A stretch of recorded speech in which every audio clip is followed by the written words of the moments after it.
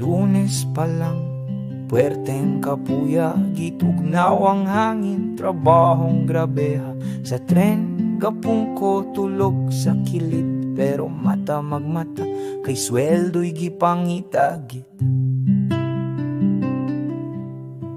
5 ka adlaw, usahay unom, 3 ka oras, 4 pa usbon. Overtime permi, hapit na pon, tugpa sa balay, lawas murag gubaon. Pero padayon lang, paikay na ang pamilya sa huna-huna permi. Ginhawa nga hilom, pero puso kusog. Basta ang paningkamot, di gayud luspad.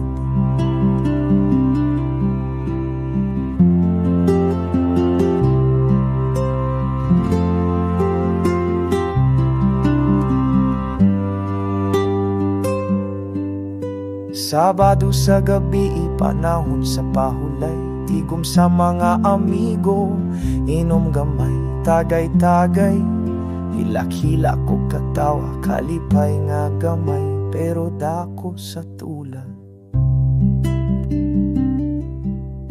Lunggagog sinugba, karaoke sa silong, murag balik sa Pinas, bisan layo sa among ginainom para makalimot. Kinakatawa ang kahago para makabot ang buot.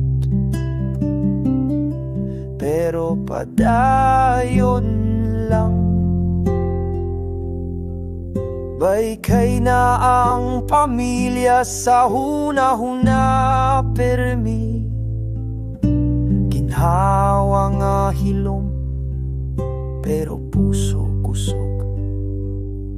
Basta ang paningkamot, di gayud luspad.